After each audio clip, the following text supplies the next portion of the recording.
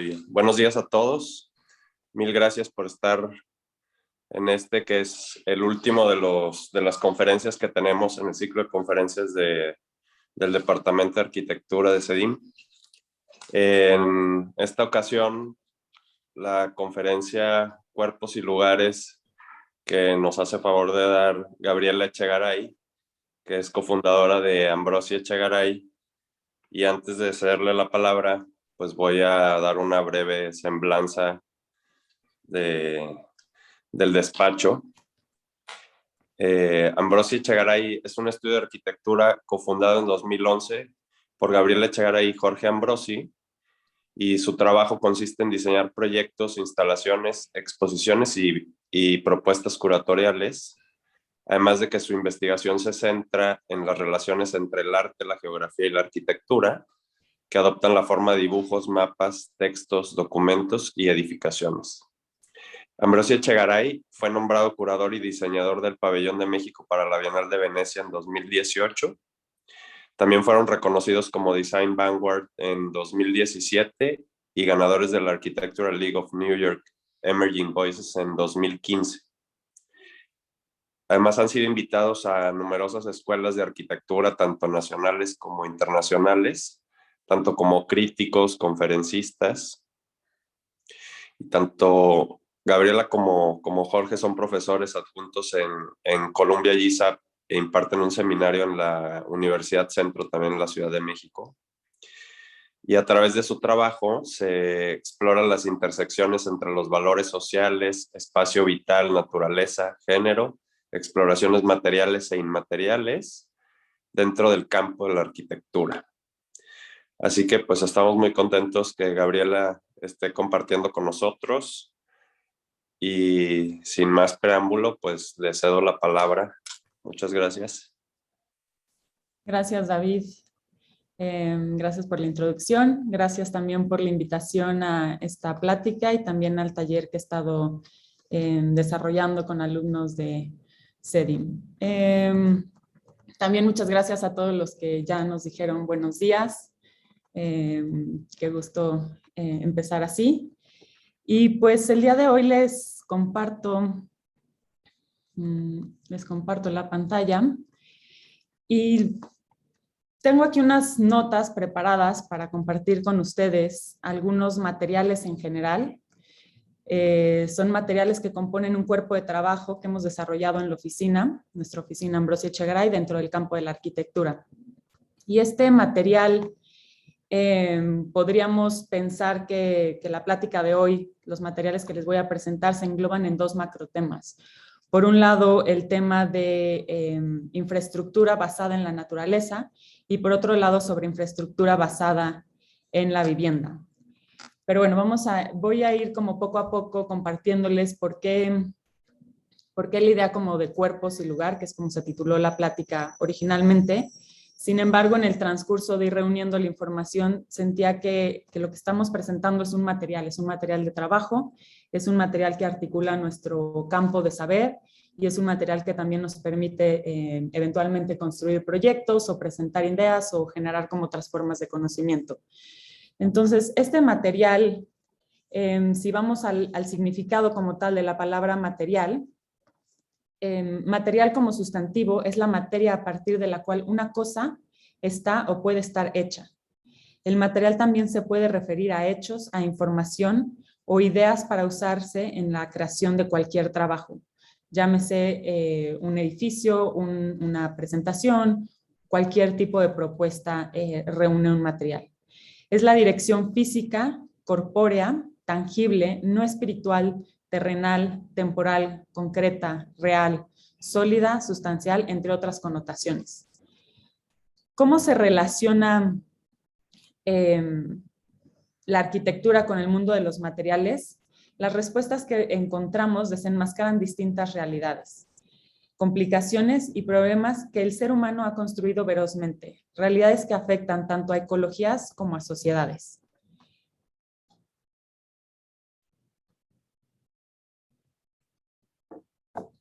En la pequeña escala y cotidiana, podríamos decir que el escenario creado en la pandemia nos ha abierto a la posibilidad de cuestionarnos nuevamente el cuerpo que habitamos. ¿Cómo nos movemos? ¿Qué tocamos? ¿Qué nos tocamos? Son preguntas que surgen con respecto al habitar, con respecto a dónde vivimos, cómo vivimos, el lugar que ocupamos.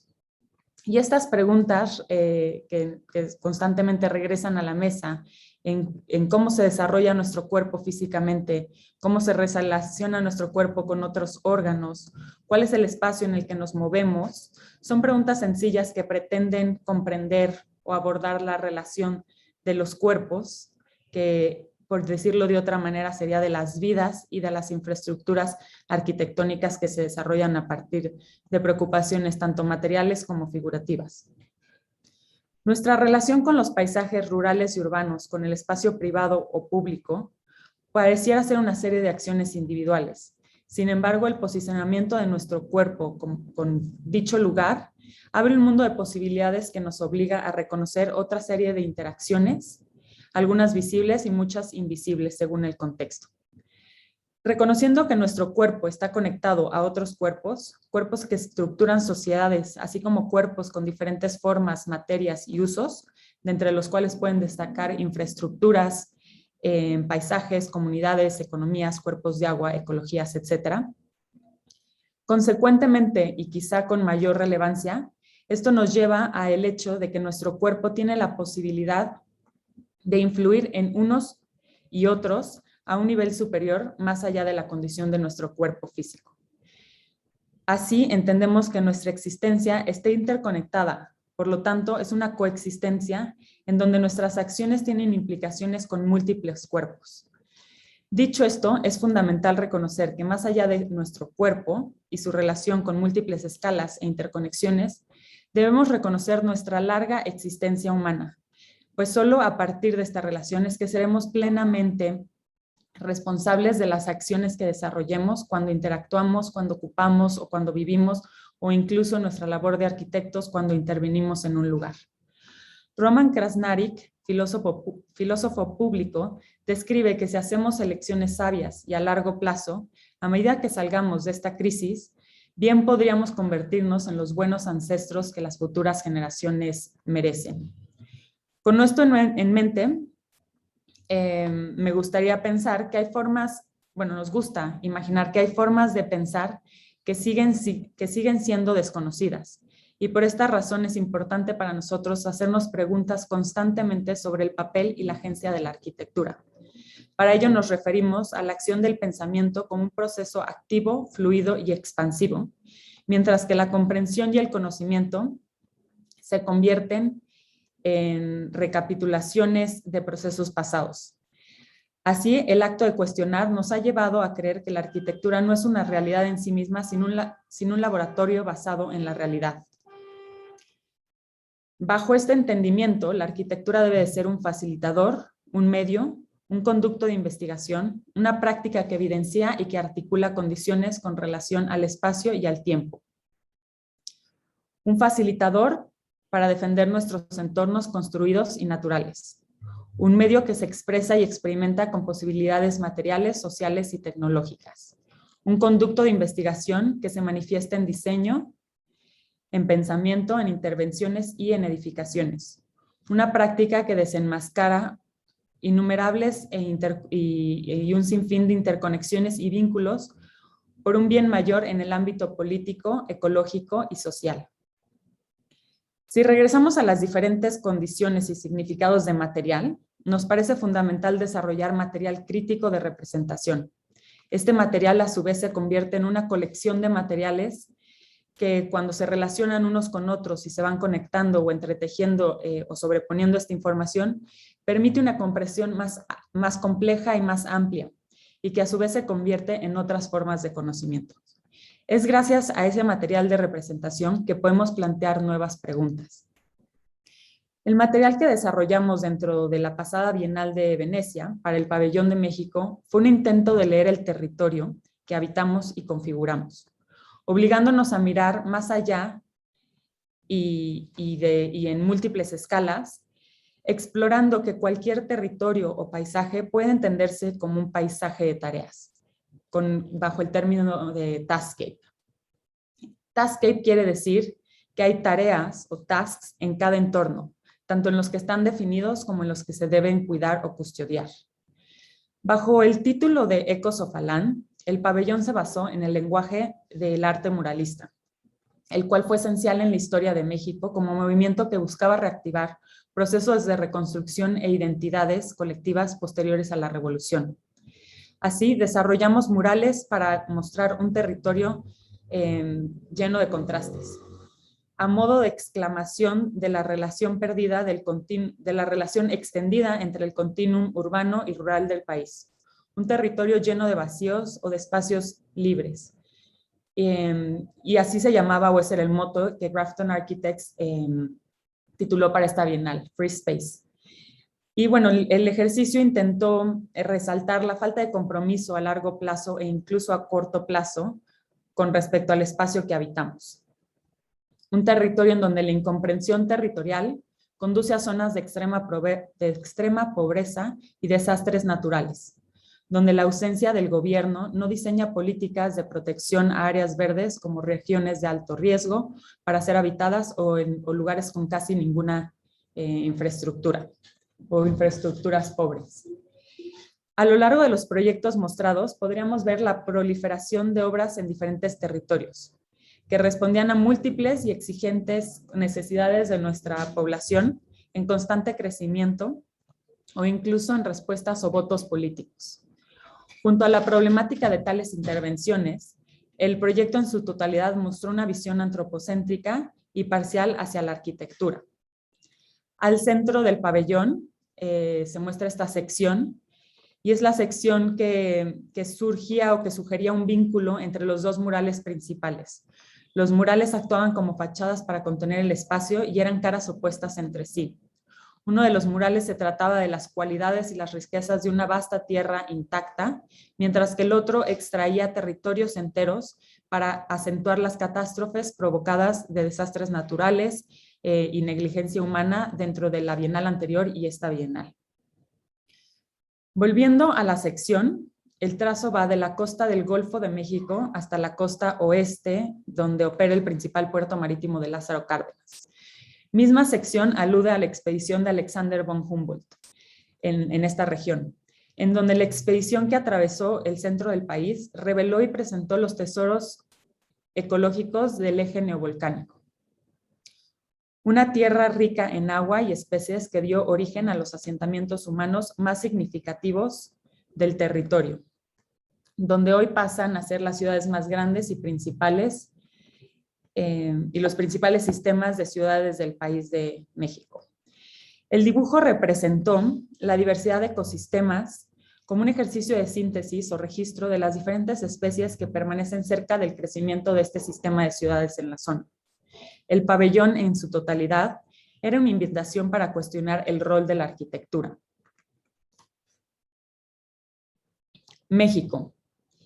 Este texto que les voy a compartir lo comisionamos a Carlos Cedillo y Juan Palomar, en donde se reúnen una serie de datos que nos resultaban importantes acentuar en esta bienal y en general para poner sobre la arquitectura.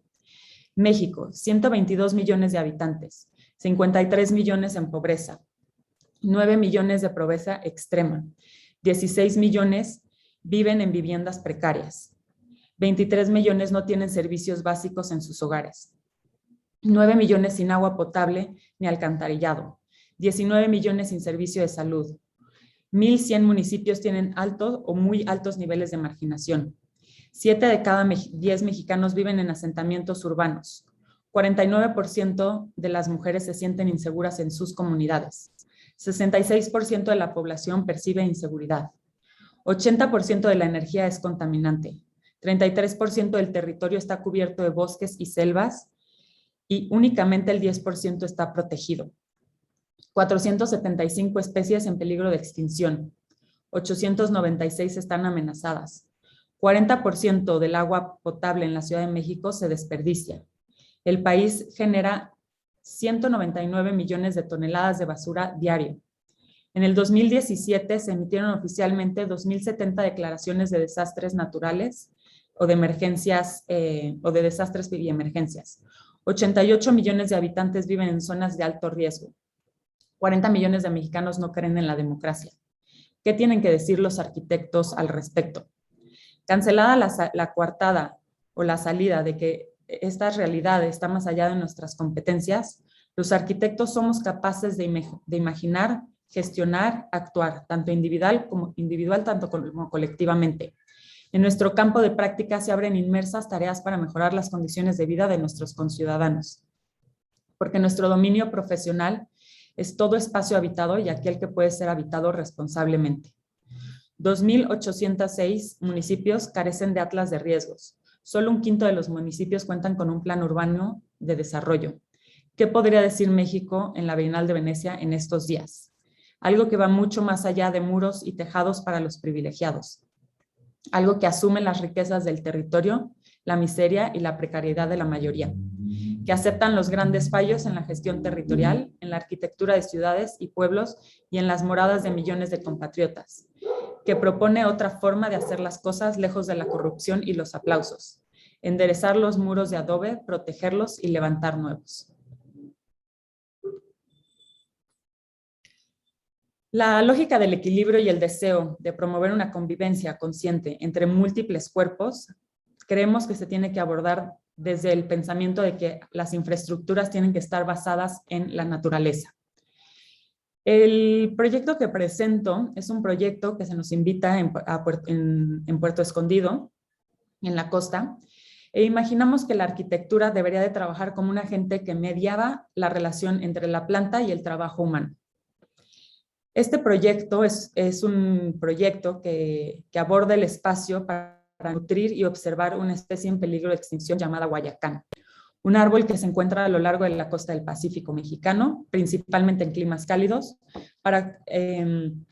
y en donde el cultivar y el manejar esta especie, al estar en bajo riesgo de extinción, fue necesario construir un marco legal para obtener la aprobación federal del gobierno.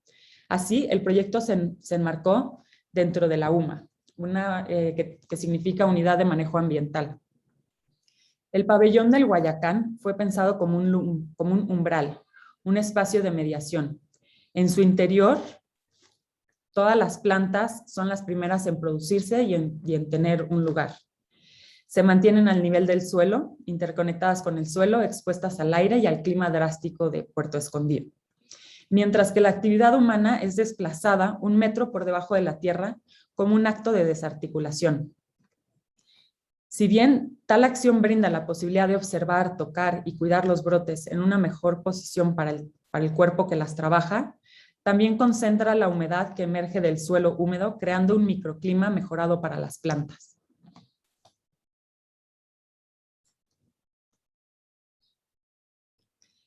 El umbral está marcado por una losa inundada y un depósito de agua. Es una especie de fuente que reconoce la relación entrelazada entre el árbol con el agua. También proporciona el único lugar de sombra para los trabajadores y los visitantes. Estamos hablando de que en Puerto Escondido la temperatura generalmente es superior a los 30 grados centígrados. Y a su vez este espacio, aparte de brindar la sombra y un confort dentro de este clima, se genera un sistema de fuente, un sistema de recolector de agua para nutrir y regar las plantas. El resto del espacio es solo para el sol y el aire a lo largo de los lechos de las plantaciones. Un espacio vacío que evidencia la transición entre lluvias y sequías. El cuidado de la tierra en esta escala, en la escala pequeña, lo podríamos llamar así, evidencia las acciones que podemos realizar en consideración con otros cuerpos y especies. Cuando pasamos a una escala mayor, la conciencia de ellos tiende a desvanecerse. Las operaciones de intervención del paisaje adquieren una comprensión que trasciende nuestra escala y en la que debemos cada vez robustecer más nuestros equipos. Las grandes operaciones de infraestructura en el mundo responden a las necesidades del crecimiento humano y generan resultados en el paisaje que muchas veces escapan de nuestra comprensión. Se construyen megaestructuras para transferir energía, millones de hectáreas que se ven afectadas con plantaciones que nos proveen de alimentos, se trasladan toneladas de tierra de una parte del planeta a otro para ser transformados en productos. La minería es una de las actividades que producen una infraestructura a escala global en su operación. Parte de sus operaciones pasan por generar residuos o infraestructuras inertes después de la operación, lo cual se entiende como un resultado o un proceso fundamental en el estilo de vida que hemos adoptado. Hemos tenido la oportunidad de trabajar una serie de proyectos que apoyan a los poblados que circundan a esta industria, la industria minera. Y podríamos pensar que en todas estas propuestas están basadas en la naturaleza como una infraestructura verde. En este poblado, que es Nacozari, trabajamos en... El primer proyecto que hicimos fue en 2012, y Nacozari es una aglomeración pequeña en un entorno minero en el norte del estado de Sonora. Nacozari tiene una población aproximada de 11,000 habitantes. Esta es la plaza central, es una foto histórica del centro, y en la esquina, aquí donde se ve este predio vacío, se nos invitó a hacer una propuesta que pudiera como articular dos condiciones topográficas que ligeramente pasaban en este predio baldío. Al principio, y también hablando como de en ese año, nuestras preocupaciones eran, reiteramos, como de rescatar materiales. Y nuestra primera aproximación fue el hablar de cómo rescatar los materiales locales, el uso de la piedra, los trabajos de herrería, pero sobre todo el crear un patio en donde la vegetación se enalteciera y brindara un entorno habitable y con un confort bajo la sombra. Por otro lado, aquí pueden ver la escalinata. Tomábamos la topografía y hacíamos que esta plaza fuera la transición de una parte más alta de la calle con respecto a la plaza que les mostraba en la foto histórica. Los principales elementos con los que construimos fue el tratar de generar distintos bordes y vegetaciones y un circuito como de agua para regar estas plantas. Era enaltecer, como ya mencioné, la vegetación, pero a su vez también brindar espacios que pudieran activar y mantener el mantenimiento de la plaza. Entonces, previmos de un local pequeño que pudiera estar cambiando por la comunidad de Nacozari y unos baños públicos y servicios, ambos tratando de generar como un ciclo que mantuviera esta plaza activa y en constante actividad y uso.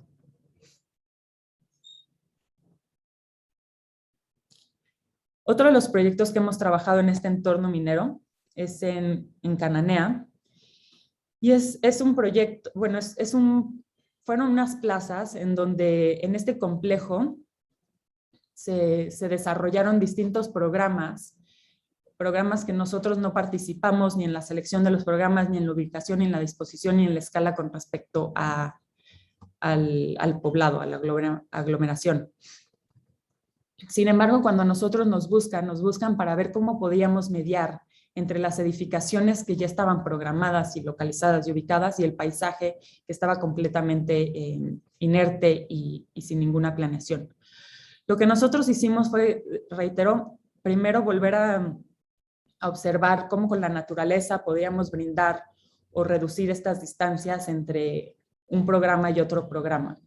Entonces, lo que hicimos fue una reconfiguración de las pendientes y tratamos de llevar el escurrimiento que ya aparecía de manera natural en el terreno para llevarlo un poco por todo bueno, no por todo, pero por una sección amplia de este territorio y poder contener un cuerpo de agua al fondo. Este cuerpo de agua nos ha permitido que exista una transición y una migración de distintas aves y que se vea proveído el paisaje por vida animal. Por otro lado, hicimos una configuración de plazas que se sumergían y trataban de contener espacios en donde entre comercio y comercio se pudieran como generar otros programas y otros espacios de estar. Espacios que tuvieran una serie de esculturas que propiciaran el juego y también espacios que tuvieran pergolados. El desafío en general era ver, o ha sido ver en estos proyectos, cómo por medio de la naturaleza y tratando de que el impacto constructivo y arquitectónico fuera siempre el menor. En todos estos proyectos nos hemos centrado en tratar de generar una paleta que responde al contexto y a las tierras del norte del país. Y esta imagen es representativa en ese aspecto, en donde tratamos de ver a la naturaleza como parte de esta infraestructura que genera tanto espacios contemplativos como espacios recreativos, pero que también que genere espacios para generar vida, tanto vegetal como animal. Recientemente, el año pasado, nos pidieron, este es un mapa que desarrollamos para entender un poco el territorio del grupo minero, y en este espacio, esta mancha negra que pueden ver, o un poco más oscura, es Nacozari de García. La cuestión roja es lo que muestra todos los depósitos minerales de la región. Y si hacemos zoom a esta condición, podemos ver que otra vez estas manchas rojas son las presas de Jales. Las presas de Jales son para los que no están familiarizados, son depósitos de relaves o los derrames de relaves en donde se reúne el material residual en donde ya se separaron los minerales. Y estos materiales constantemente tienen una infinidad de materiales tóxicos y permanecen un poco en el olvido durante cientos de años. A nosotros nos invitan a trabajar en este relave, en esta presa de Jales, que está prácticamente al borde con Nacozari. Entonces, se podrán imaginar cómo el tener una montaña, una aglomeración de este material tan cerca de un escurrimiento,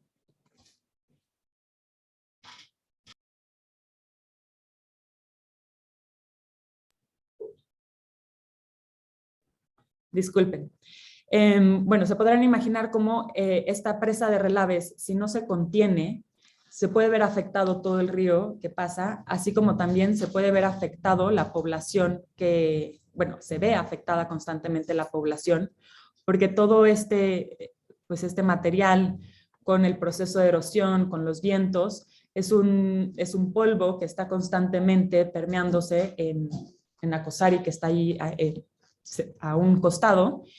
Y en este video podemos ver cómo constantemente la erosión de esta tierra está brotando el material, y este material genera muchísimos problemas de salud en pulmones, más allá de los que los obreros ya trabajan o por estar en este contexto como que se ven expuestos.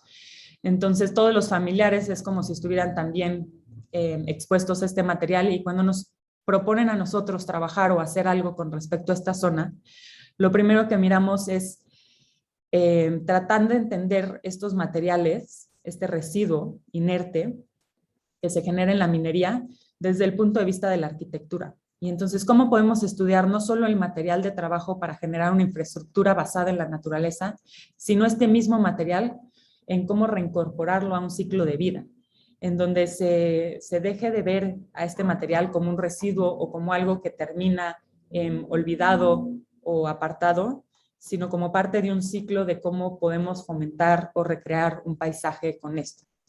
Entonces, bueno, aquí pueden ver la escala un poco con ese camión que se ve al costado izquierdo. Y cuando volteamos a ver estas presas, no las volteamos a ver como una remediación ambiental, que sería como lo más común, ni como un espacio de desperdicio, sino como el material con el que tenemos que trabajar y cómo reintegrarlo a un ciclo de vida. Y el desafío se vuelve a cómo voltear a ver y trabajar con otras disciplinas para articular toda una serie de gestión con respecto a infraestructuras basadas en lo natural. Entonces, similar a lo que habíamos hecho en el parque de Tamosura, pero ahora con una labor más importante por lo que esta tierra o este residuo ocasiona, lo primero que decidimos hacer fue reconfigurar todas las pendientes para contener el agua que fluye o el agua que puede desbordarse hacia el río. Entonces, para evitar que el material que ya viene contaminado con esta agua, dentro de esta agua se mezcle con otra agua, se hicieron unos movimientos topográficos que contienen y acotan el material. La fue generar unos gaviones, que son estas marcas negras, también para evitar los deslaves en donde generalmente ya se había visto que constantemente con lluvias se deslavaba estos bordes. Y la tercera acción que hicimos como muy rápida o todo esto como tratando de tomar acción como en los periodos cortos de tiempo que se nos dieron para atacar ese problema fue el cubrir con una capa todo, con una capa de tierra que estuviera mezclada tanto con tierra vegetal, un poco más nutrida, así como con piedra mediana para evitar la erosión. Al tapar toda esta extensión, se hicieron distintos análisis y por eso al principio les decía que pues al final la arquitectura es un laboratorio basado en una realidad más que una realidad misma. Tratamos de explorar y de ver cuáles eran los espesores mínimos en donde si se cubría ya no había erosión y por otro lado en donde cuando se cubriera esta extensión pudiera generar un brote de vegetación. Quizá lo que continúa o como hemos estado trabajando es que este espacio está en continuo desarrollo. Es un proyecto pues gigante y dentro de este laboratorio lo que ahora queremos pasar a hacer es acotar espacios en donde sigamos trabajando y robusteciendo la vegetación. Hoy en día el paisaje ya se encuentra así y estamos hablando de a tan solo, esta foto fue de hace 2 meses, a tan solo 8 meses de que empezamos a trabajar y hacer estos movimientos. El paisaje era completamente inerte, ya ha cobrado como este ciclo de vida, esta relación como natural, se empieza a permear un poco o a desaparecer como un entorno de residuo y sobre todo empieza a mejorar la calidad de aire y de viento que continúa hacia el poblado de Nacozari. Entonces, bueno, estas son imágenes de cómo está ahora y lo que el desafío es a cómo seguimos trabajando en este proyecto y cómo intervenir y trabajar con el material. Es un proceso en curso, donde pretendemos elaborar en el futuro una especie de laboratorio para robustecer la vegetación, no solo para reactivarlo como una infraestructura verde, sino dotar este territorio otra vez o de nuevo con la vegetación característica del norte del país, con la que hemos ya estado trabajando en los otros contextos. Para nosotros la humanidad no puede concebirse sin infraestructura y es parte de nuestra vida y nuestro impacto en el territorio. Así que ahora lo que tenemos que ver o como volteamos a ver la arquitectura es que debemos intervenir en decisiones sobre el paisaje, incluso en los límites para proteger áreas que implican limitar el acceso humano.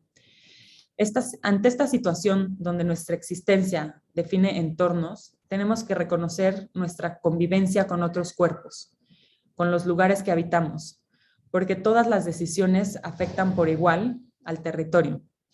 Y como ciudadanos y como arquitectos podemos empezar a abordar estas infraestructuras desde una perspectiva ecológica, para mediar y de manera que mediemos y seamos conscientes de que las infraestructuras pueden incorporar tanto nuestras necesidades como las de la naturaleza. Pensar las infraestructuras como aporte y parte de la ecología. Sabemos que nos beneficiamos de la ecología, pero también podemos beneficiar a la ecología con un cambio de pensamiento en las infraestructuras que construimos. El segundo capítulo es un poco más breve, pero habla también de cómo la infraestructura de vivienda es importante y es como otro tema fuerte en nuestra práctica. En donde en la Ciudad de México, exclusivamente, cercano al contexto donde vivimos, tenemos grandes ejemplos de proyectos habitacionales del siglo XX en un momento donde la vivienda fue guiada por arquitectos e instituciones. Después de esto, los proyectos de vivienda han sido impulsados por fuerzas políticas y económicas que responden principalmente al capitalismo, al colonialismo o a estructuras patriarcales, dejando de lado en la mayoría de los casos el papel de la arquitectura, así como de las personas que habitan dichas viviendas, tanto para reforzar las comunidades o la noción de un tejido urbano. Les quiero compartir 5, me parece, o 4 puntos que son conceptos que nosotros hemos identificado o hemos pensado que la arquitectura tiene, que la vivienda en específico, que son acciones que consideramos importantes en nuestros ejercicios de vivienda. Dentro de ellos es el de deshacer o rehacer. Siempre que nos acercamos a un sitio, reconocemos que hay construcciones o momentos que existieron previos a cualquier condición que podamos abordar. Incluso en contextos en donde pareciera que es un territorio intacto o virgen, sabemos que hay una historia detrás desde su planteamiento ecológico. Quizá la raíz de esto es que el vivir en la Ciudad de México, en nuestra ciudad, pues sabemos que hay capas y capas de historia y que se han construido edificios en otras capas o en otros edificios. Y esto nos ha llevado a querer como constantemente vincularnos a un pasado y entretejernos a ellos, y en ocasiones implica rehacer o deshacer lo que hemos construido en este ambiente, en el ambiente construido, en el medio ambiente de la construcción. Aunado a ese pensamiento en donde siempre ha habido una historia o un modo de existir, creemos que la domesticidad es una forma de referirse a otras formas de habitar y que se representa en los interiores de los espacios de las viviendas. Se basa en gestos en que conectan a los habitantes del lugar con cierta parte de la historia de su barrio o con cierta parte en sus tradiciones sobre cómo vivimos. El voltear a ver hacia atrás en todo esto nos ha llevado también a ver cómo hemos ido cambiando nuestros modos de habitar progresivamente para ser partes de un sistema, y un sistema que se nos ha vendido. Entonces, en ocasiones, el estudiar la domesticidad es poder abordar nuestra vida privada y la pública en el espacio doméstico, en donde entendemos que hoy el espacio doméstico es un espacio multiconectado que cambia, bueno, que debería de poder cambiar, así como nosotros constantemente estamos en cambio y transformándonos. Esto nos lleva a que no podemos ver tipologías de vivienda como tipologías cerradas. Siempre tienen que haber alternativas, y que las alternativas las pueden brindar los mismos habitantes de estas viviendas. Entonces, nos gusta abordar que un edificio tiene que tener diversos modos de habitar. Alternativas a lo que una casa puede contener como programas, alternativas a los prejuicios heteropatriarcales, alternativas a una realidad social más amplia, algunos de ellos que toman parte desde lo físico, otros relacionados con respecto a las escalas, a las proporciones, a los programas que se asignan a cada cuarto. Por lo tanto, las exploraciones que buscamos brindar tienen que ver con opciones de diversidad y que se vuelven importantes en la definición del proyecto.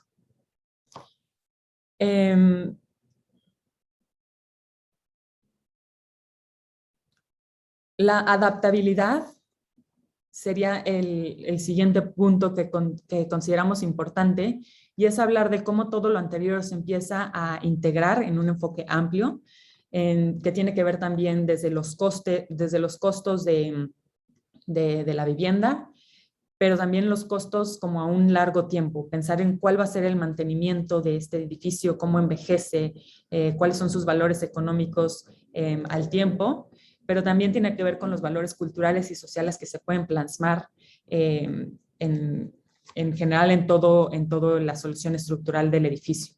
Estructuras integrales que acompañen el comportamiento tanto de la edificación con respecto a su parte estructural y formal, pero también que acompañen a los materiales del edificio y a las etapas anteriormente mencionadas de preservar, de diversificar, y de tratar de adaptarse a un entorno ecológico y no solo a un entorno antropocentrista. Esto nos lleva a la última acción, que es la acción de esta adaptabilidad en un enfoque ecológico. Repensar las condiciones ambientales desde la estructura de un edificio. Esto quiere decir pensar en el edificio con respecto a la materialidad, de dónde vienen los materiales, cómo se extraen, de dónde se extraen, como toda esta cadena larga de un proceso, pero también a pensar en cómo estas condiciones ambientales también estructuran condiciones desde las estructuras de la vida comunitaria. Pensar en espacios donde puedan haber espacios compartidos, espacios que atiendan a una colectividad, y al mismo tiempo pensarlos en cómo pueden ser sostenibles para los habitantes, así como sostenibles para el medio ambiente. Y bueno, estos pensamientos que apenas afloran en los proyectos, y digo apenas afloran en los proyectos porque son ideas que quedan detrás en la parte del pensamiento crítico, y cuando se construyen, pues lo que se construye tiene mucho que ver con el enfoque o las necesidades del desarrollador, y en donde el pensamiento a largo plazo está subdesarrollado y es el pensamiento corto el que impulsa todos los proyectos. El pensamiento de que tiempo es dinero y entonces los materiales y cómo se aborda siempre está como en una respuesta aún inmediata que necesita ser saciada y terminada. Los siguientes ejercicios son axonometrías a edificios que hicimos, edificios que son satisfactorios para la visión del promotor. Quizá también son edificios para los que los habitan, edificios como cómodos y con ciertas diversidades y espacios agradables. Sin embargo, para nosotros son edificios que tienen una pérdida o una pues como una frustración en el desarrollo porque no logramos como comprobar y realmente atentar con respecto a lo que la vivienda hoy significa en el espectro del desarrollo de vivienda. Y para cerrar, me gustaría mostrarles dos proyectos. Este proyecto es un proyecto que hicimos para Infonavit, la institución del Fondo Nacional del Trabajador, en donde se ayuda a la clase trabajadora a tener, con bajos ingresos, a tener una vivienda permanente. Y a nosotros nos invitan a hacer una casa relativamente económica, asequible para trabajadores, para gente que estuviera involucrada en este fondo.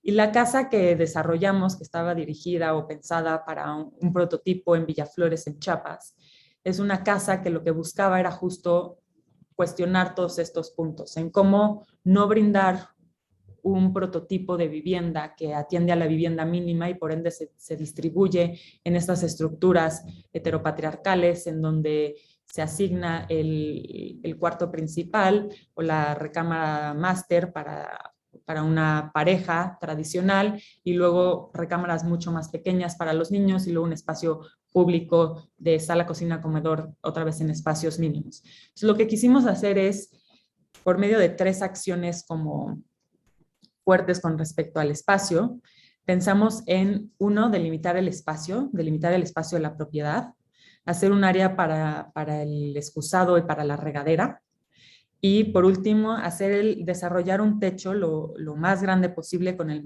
menor costo posible. Entonces, estas 3 acciones que ven aquí, lo que nos permitía era tener una vivienda mucho más extensa y a su vez una vivienda que no estuviera programada en un programa tradicional para una familia como nosotros creemos o como el sistema nos ha vendido que tiene que ser.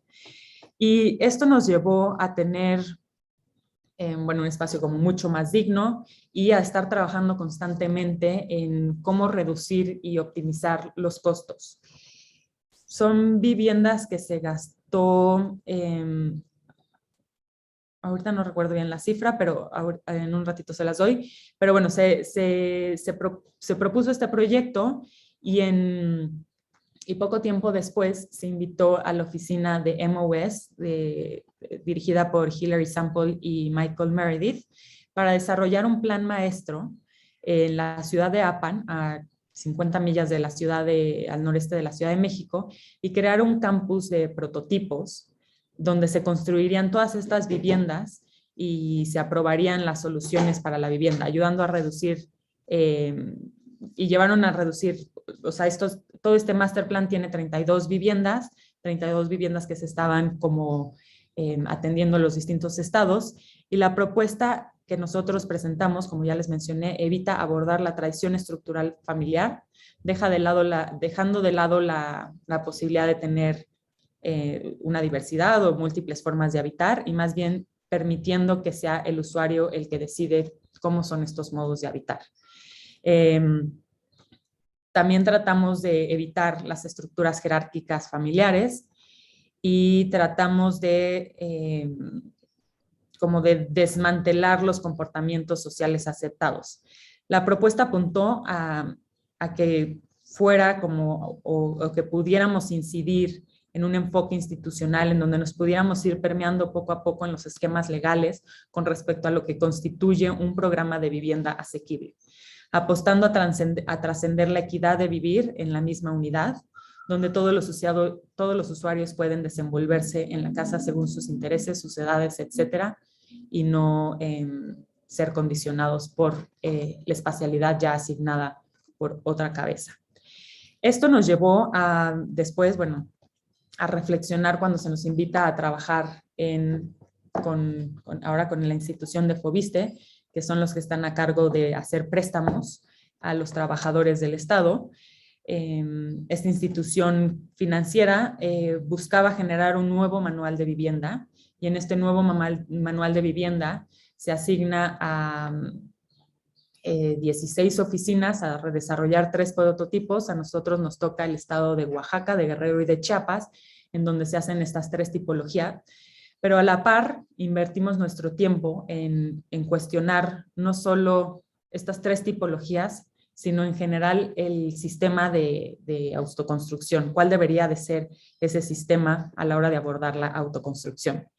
Y de esta forma, lo que decidimos hacer fue, por medio de una serie de mapas, recapitulamos información y la representamos, y mostraba también un archivo visual que servía de atlas para la imaginación y comprensión de los usuarios y sus diversas formas de habitar en este territorio que los define.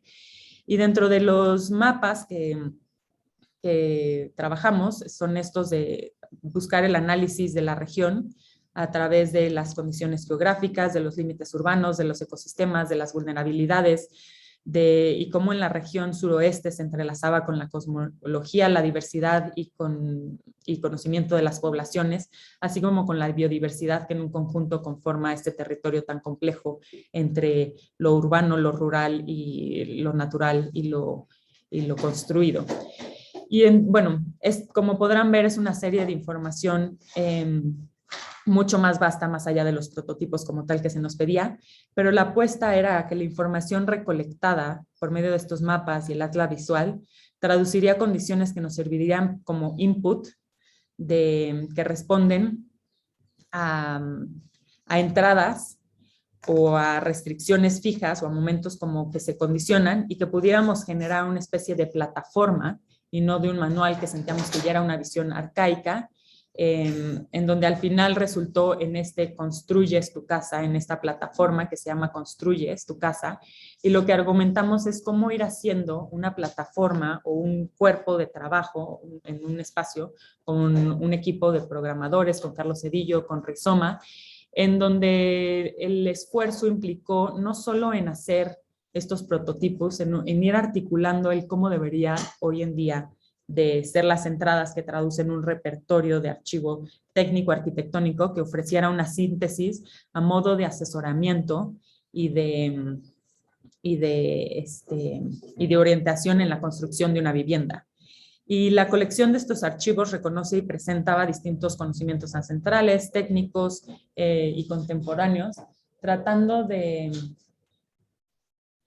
abordar como otra forma de pensar la arquitectura. La plataforma se ha ido desarrollando, esta es como está ahora, y creo, o por lo que me gustaría ya cerrar con este proyecto, es porque tenemos que ir cambiando, como les venía presentando anteriormente, tenemos que ir cambiando nuestra manera en cómo pensamos y abordamos un programa. Si se nos piden 3 prototipos, ¿cómo tratamos de pensar que no podemos condicionar 3 estados tan amplios, tan complejos, tan diversos en sus distintos entornos geográficos, brindando únicamente un prototipo por estado?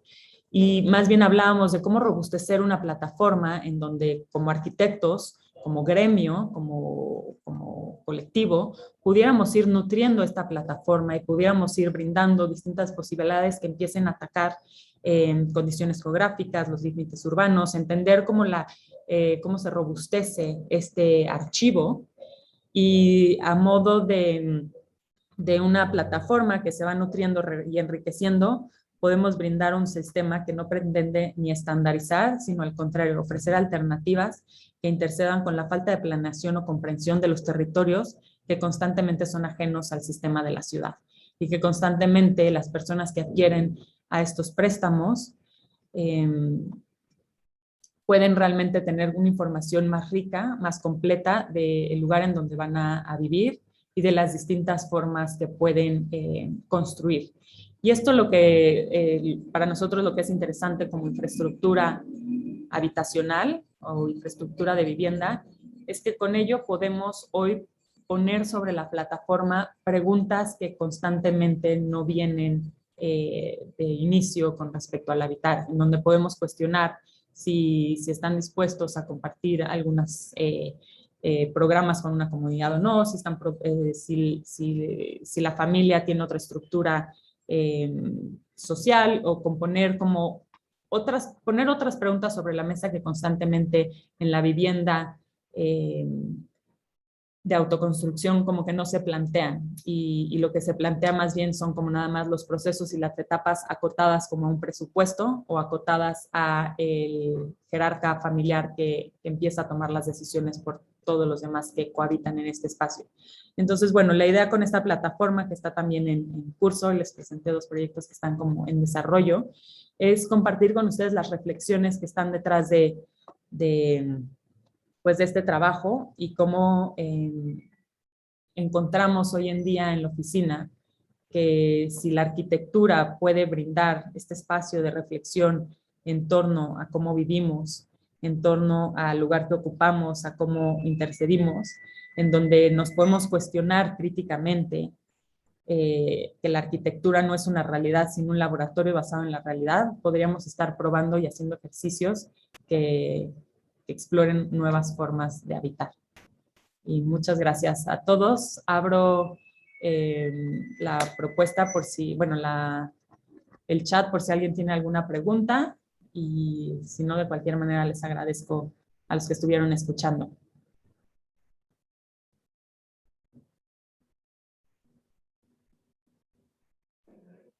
Mil gracias, Gabriela. Pues damos paso a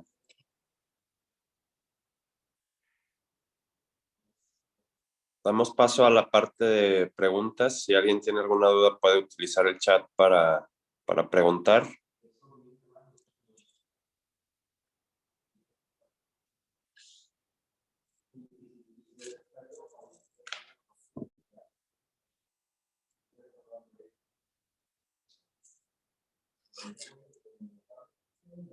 Sin pena.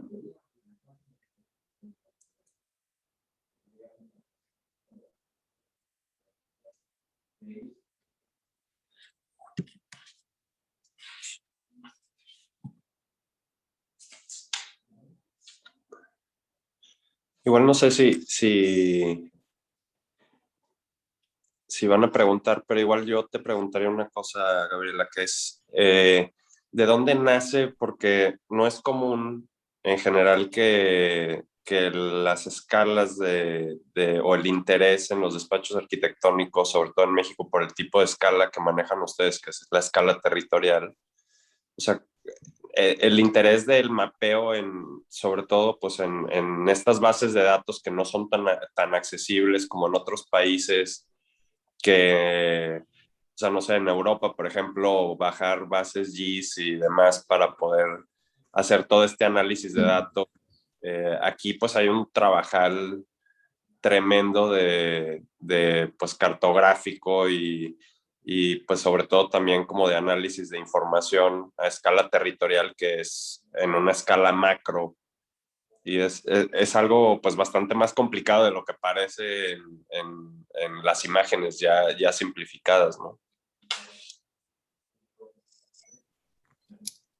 Gracias, David. Sí, creo que ha habido yo le llamo como despertar en nuestro trabajo, en donde pues tenemos muchos proyectos que abordan la escala doméstica, la escala como más residencial, proyectos, bueno, como los mostraba por medio de la compilación de los axonométricos de vivienda. Son difíciles de ver esos proyectos por medio de dibujos, pero bueno, el pensamiento durante mucho tiempo en la oficina estaba abordando, si bien conceptualmente muchas ideas detrás, pues con respecto a la herencia, al orden, a la estructura, a la economía, a distintos medios. Al final son propuestas como un poco más, bueno, que terminan construyéndose y en respuesta a pues, los sistemas económicos, formales, estéticos. Y durante mucho tiempo nos quedaba como una parte como de cierta como necesidad o hambre por entender un poco más las posibilidades que tenemos como arquitectos, de ir como robusteciendo el pensamiento con respecto a las condiciones que estamos viviendo en el mundo en general, ¿no? Y entonces eso nos llevó a tratar bueno, a darnos cuenta que la escala arquitectónica que veíamos era como muy nacional, muy como con respecto al barrio, o sea, nuestra aproximación territorial o de contexto tenía que ver como con la historia de un barrio y como que estaba muy acotada a lo inmediato. Y conforme fuimos saliéndonos de ese inmediato y entendiendo otras condiciones como más pues territoriales donde en ocasiones tiene que ver con la historia de las distintas capas como en ese suelo, en cómo se ha ido transformando, eso nos fue llevando como a las cartografías y a buscar como otras herramientas para empezar a vertir esta información, en donde ya no solo era el alzado o el arguillo de la manzana que íbamos a trabajar, sino a tratar de ver como las capas o momentos históricos y por eso como el representarlos en estos materiales. Y otra cosa que creo que también en este como despertar de nuestra labor como de arquitectos es también ver pues la relevancia que se nos exige de tener un pensamiento, un cambio de pensamiento y lo compartían, ¿no? Como no tratar de nada más abordar nuestro proceso desde las conclusiones o desde el conocimiento que ya se sabe, sino tratar de abordar el trabajo desde como una acción de estar pensando para ser un poco más críticos.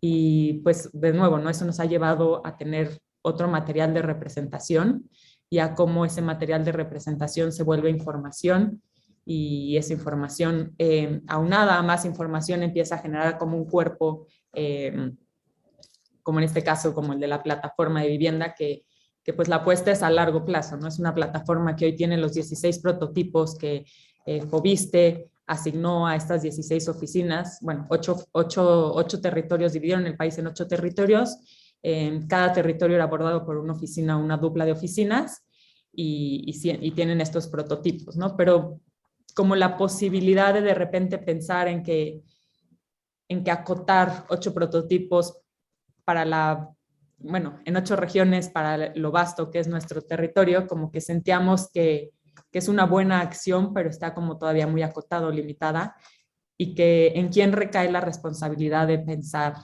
o de abordar como la complejidad y pues solo en el pensamiento crítico de nosotros mismos como arquitectos. Y bueno, y nosotros empezamos esta investigación, estos mapas, pero fue un trabajo que al final juntamos a todo un equipo, está Rizoma, está Carlos Cedillo, y hoy en día la plataforma pues se le vendió como una propuesta, un seguimiento, a más que imprimir un manual, empezar a generar este contenido a modo digital que pueda ser más accesible para pues muchos más, que los catálogos que terminan siendo casi que catálogos para nosotros mismos como arquitectos de tipologías o como de estudio hacia la vivienda. Entonces, bueno, todas estas como inquietudes nos llevan pues a trascender también los medios de representación y el material con el que tenemos que comunicarnos y trabajar.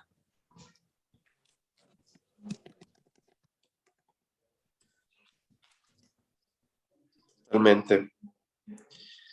Pues creo que no hay ninguna pregunta. Yo creo que fue muy claro. Entonces, o no sé si tal vez es el miedo a preguntar alguna cosa, pero yo te agradezco mucho, la verdad es que es un trabajo muy interesante. O sea, la dialéctica que tienen con el territorio es algo que se debería de hacer más como metodología dentro de la práctica. Creo que es una parte sustancial dentro de lo que ustedes hacen. Y la verdad es que pues quedamos muy contentos. Muchas gracias por estar con nosotros. Y pues bueno, esperamos que pronto podamos volver a colaborar en algún otro proyecto por aquí con CEDIM y demás. Y pues encantado de tenerte. Muchísimas gracias, David, y gracias a todos los que estuvieron conectados. Seguimos en contacto. Que estés bien. Gracias a todos. Cuídense todos. Chao. Chao.